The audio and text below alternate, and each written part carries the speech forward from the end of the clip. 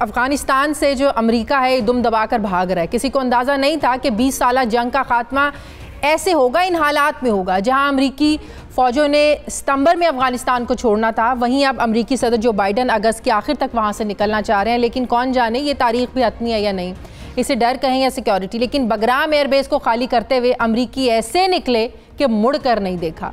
अब निकलना तो था, लेकिन इतनी जल्दी में निकलने से खित्ते के हालात में पहले से भी ज़्यादा बेयकीनी फैल रही है। ये बात किसी से ढकी छुपी नहीं है कि भारत अमेरिका को अफगानिस्तान से ना निकलने के लिए हमेशा से कन्विंस करता आया है। जहां भारत तालिबान से मुज़ाकरात करने की कोशिशें करता रहा है, वहीं अशरफ गनी की हुकूमत के ज़रिए तालिबान का सामना करने की खुफिया मनसूबाबंदी भी सामने आई है। जहां तालिबान ये दावा कर रहे हैं कि उन्होंने अफगानिस्तान का 85% इलाकों पर कब्जा कर लिया, वहीं भारत ने उनके कदमों को रोकने के लिए अफगान आर्मी को असलहा भी देना शुरू कर दिया है।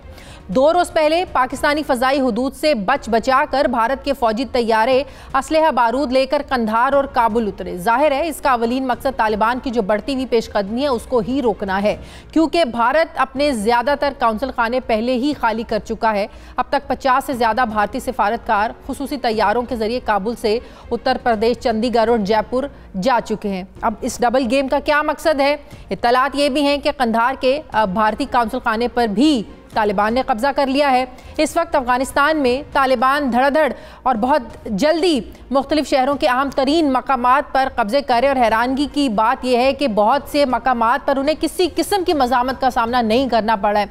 वीडियो सोशल मीडिया पर वायरल हो रही हैं। ताजिकिस्तान समेत ईरान, बल्कि तकरीबन तमाम ही सरहदी इलाकों पर तालिबान जो है ये काबिज हो चुके हैं। अफगान फोर्सेस मुकाबला या मुज़ामत किए बगैर हथियार डाल रही हैं, या तालिबान के आगे खड़े होना की बजाय अपनी जानें बचाने के लिए ताजिकिस्तान की तरफ निकला जा रहा है। अफगानिस्तान के ज़मीनी हक़ाइक़ और माहिरीन के तज्ज़ियों को मद्देनज़र रखा जाए तो वो वक्त दूर नहीं है जब तालिबान अफगानिस्तान के ज़्यादातर हिस्से पर काबिज हो जाएंगे। मगर सवाल ये है कि अफगान फोर्सेस को भारत की तरफ से असलहा बारूद देने का मकसद क्या? खाना जंगी करवाना है, खित्ते के हालात को मज़ीद ख़राब करना है? मैं बात करूंगी, मुझे ज्वाइन कर रहे हैं दिफाई तज्ज़ियाकार जनरल रिटायर्ड एजाज़ अवान साहब। अस्सलाम वालेकुम, बहुत बहुत शुक्रिया जनरल साहब आपका। जनरल साहब, अमेरिकी अफवाज के अफगानिस्तान से निकलने के बाद खदशात तो जाहिर किए जा रहे थे कि खाना जंगी वहाँ पर हो सकती है।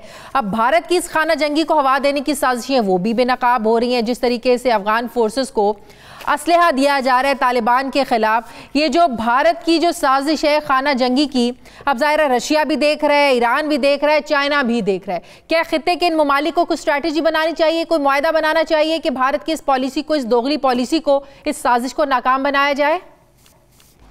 जी, थैंक यू वेरी मच। आपका बड़ा लोडेड सवाल है और इसमें बहुत सारे इसके जहते हैं, पहलू हैं। पहली बात यह है कि अमेरिका उजलत में नहीं निकला। अमेरिका ने जो मुआहदा किया दोहा में, उसके मुताबिक उसे 31 मई को निकलना था, उन्होंने उल्टा इसको डिले किया है। तो उनको पिछले कई सालों से कम 4 साल से तो वो निकलने का प्रोग्राम बना रहे थे। वो जिस तरीके से निकलना चाहते थे वो बिल्कुल ऐसे ही निकले हैं, लेकिन उन्होंने जो पीछे एक रिवायत छोड़ी है, या जिस तरीके से उनका निकलना बनता था उसको उन्होंने अवॉइड किया। उनके पास अशरफ गनी गवर्नमेंट के ऊपर मुकम्मल इन्फ्लुएंस था, कंट्रोल भी था, इन्फ्लुएंस भी था, वक्त भी था, वसाइल भी थे।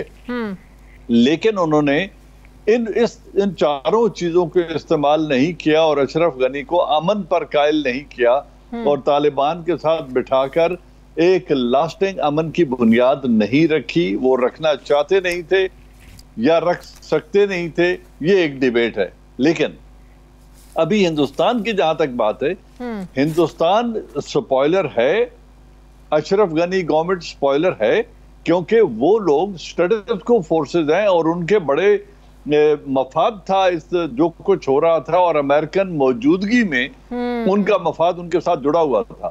हिंदुस्तान ने वहां बैठकर हमारे लिए मुश्किलात में इजाफा किया।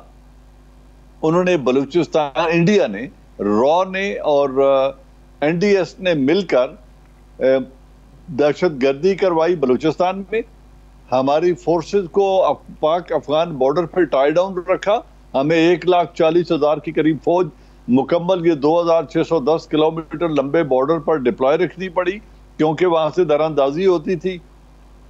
फिर वहां बैठकर इंडिया ने एक नैरेटिव बिल्ड किया तालिबान को, अशरफ गनी गवर्नमेंट को बताने के लिए और बिलखुसूस अमेरिका को बताने के लिए कि आपकी तमाम तर मुश्किलात की वजह पाकिस्तान है और पाकिस्तान में तालिबान की सेंचुरीज हैं।